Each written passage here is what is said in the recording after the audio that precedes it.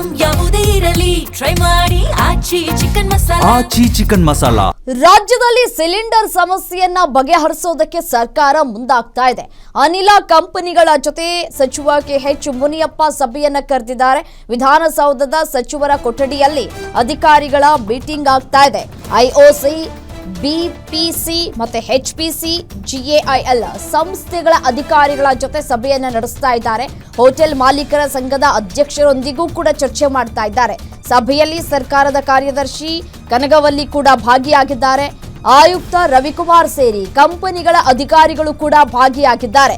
Gas ಸಮಸ್ಯೆ ಬಗೆಹರಿಸುವ ಕುರಿತು ಮಹತ್ವದ ಚರ್ಚೆಗಳನ್ನ ಕೂಡ ನಡೆಸಲಾಗ್ತಾ ಇದೆ.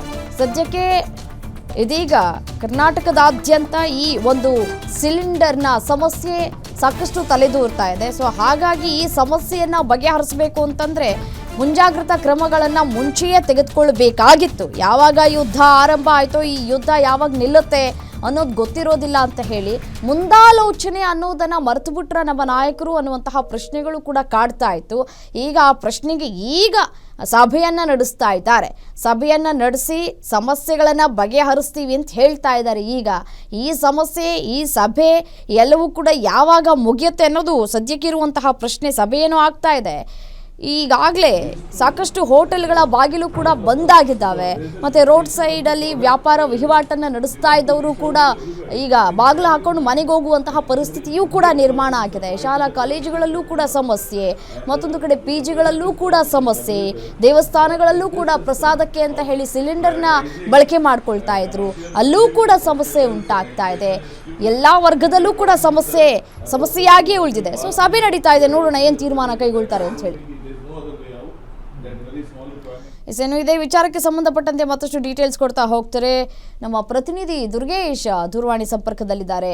ದುರ್ಗೇಶ್, ಇದೀಗ ಸರ್ಕಾರದ ಈ ಒಂದು ಅಧೀನದಲ್ಲಿ ಸಾಕಷ್ಟು ಪ್ರಶ್ನೆ ಮಾಡ್ತಾ ಇದ್ದು ಜನಸಾಮಾನ್ಯರು, ಸರ್ಕಾರ ಯಾಕೆ ಯಾವುದೇ ರೀತಿಯಾದಂತಹ ಸಭೆ ಮಾಡ್ತಾ ಇಲ್ಲ ಅಂತ ಹೇಳಿ. ಈಗ ಗ್ಯಾಸ್ ಸಮಸ್ಯೆ ಬಗೆಹರಿಸೋದಕ್ಕೆ ಮಹತ್ವದ ಚರ್ಚೆಗಳಾಗ್ತಾ ಇದೆ.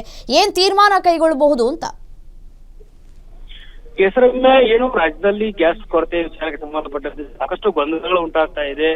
ಕೇಂದ್ರ ಸರ್ಕಾರ ಗ್ಯಾಸ್ಗಳು ಸಿಗತ್ತವೇನೋ ಅಂತ ಮಾತುಗಳು ಹೇಳ್ತಾರೆ. ಆದ್ರೆ ರಾಜ್ಯ ಸರ್ಕಾರದಲ್ಲೂ ಕೂಡ ಯಾವ ರೀತಿ ಗ್ಯಾಸ್ಗಳ ಕೊರತೆ ಉಂಟಾಗಿದೆ, ಎಲ್ಲಿ ಎಷ್ಟು ಪ್ರಮಾಣದ ಗ್ಯಾಸ್ ಕೊರತೆ ಇದೆ, ಹೋಟೆಲ್ ಮಾಲೀಕರ ಸಂಘದ ಜೊತೆಗೆ ಈಗಾಗಲೇ ಸರ್ಕಾರದ ಮುಖ್ಯ ಕಾರ್ಯದರ್ಶಿಗಳು ಸಭೆಯನ್ನು ನಡೆಸಿದ್ರು. ಹೀಗಾಗಿ ಗ್ಯಾಸ್ ಮಾಲೀಕರ ಸಂಘ, ಹೋಟೆಲ್ ಮಾಲೀಕರು ಮತ್ತು ಸಾರಿಗೆ ಇಲಾಖೆ, ಆಹಾರ ಇಲಾಖೆ, ಎಲ್ಲಾ ಇಲಾಖೆಗಳ ಜೊತೆಗೂ ಕೂಡ ಸರ್ಕಾರ ಸಭೆಗಳ ಮೇಲೆ ಸಭೆಗಳನ್ನ ಮಾಡ್ತಿರುವಂತದ್ದು. ಇವತ್ತು ವಿಧಾನಸೌಧದಲ್ಲಿ ಮುನಿಯಪ್ಪ ಅವರು ಸಭೆಯನ್ನ ಕರೆದಿದ್ದಾರೆ. ಯಾಕಂದ್ರೆ ಗ್ಯಾಸ್ಗಳ ಮಾಲೀಕರ ಜೊತೆಗೆ ಮತ್ತು ಅಧಿಕಾರಿಗಳ ಜೊತೆಗೆ ಯಾವ ರೀತಿ ರಾಜ್ಯದಲ್ಲಿ ಸಮಸ್ಯೆ, ಈ ಸಮಸ್ಯೆ ಯಾವ ರೀತಿ ಕಂಡುಕೊಳ್ಬೇಕು, ರಾಜ್ಯದಲ್ಲಿ ಎಷ್ಟು ಪ್ರಮಾಣದಲ್ಲಿ ಗ್ಯಾಸ್ ಈಗ ಲಭ್ಯ ಇದೆ, ಮುಂದೆ ಯಾವ ರೀತಿ ತೊಂದರೆ ಆಗತ್ತೆ ಅನ್ನೋ ಬಗ್ಗೆ ಅಧಿಕಾರಿಗಳಿಂದ ಮಾಹಿತಿಯನ್ನು ಕೊಟ್ಟಿರುವಂತದ್ದು. ಜೊತೆಗೆ ಯಾವೆಲ್ಲ ಕ್ರಮಗಳ ಮುಂದೆ ಕೈಗೊಳ್ಳಬೇಕು ಅಂದ್ರೆ ಈ ಯುದ್ಧದ ರಾಜ್ಯದಲ್ಲಿ ಗ್ಯಾಸ್ ಕೊರತೆ ಉಂಟಾದ್ರೆ ಸರ್ಕಾರ ಯಾವ ರೀತಿ ನಿರ್ಧಾರಗಳನ್ನ ತೆಗೆದುಕೊಳ್ಬೇಕು, ಜೊತೆಗೆ ಆಹಾರ ಇಲಾಖೆಯಲ್ಲಿ ಯಾವ ರೀತಿ ಬದಲಾವಣೆಗಳನ್ನು ಮಾಡಿಕೊಳ್ಬೇಕು, ಮತ್ತೆ ಮುಂಜಾಗ್ರತಾ ಕ್ರಮವಾಗಿ ಏನೆಲ್ಲ ಕ್ರಮಗಳನ್ನ ಕೈಗೊಳ್ಳಬೇಕು ಅನ್ನೋ ನಿಟ್ಟಿನಲ್ಲಿ ಈಗ ಸಭೆಯಲ್ಲಿ ಚರ್ಚೆ ನಡೆಸ್ತಾ ಇರುವಂತದ್ದು. ಪ್ರಮುಖವಾಗಿ ಗ್ಯಾಸ್ ಮಾಲೀಕರ ಸಂಘಟನೆ ಏನು ಕಂಪನಿಗಳಿದಾವೆ, ಆ ಕಂಪನಿ ಮಾಲೀಕರ ಜೊತೆಗೆ HCL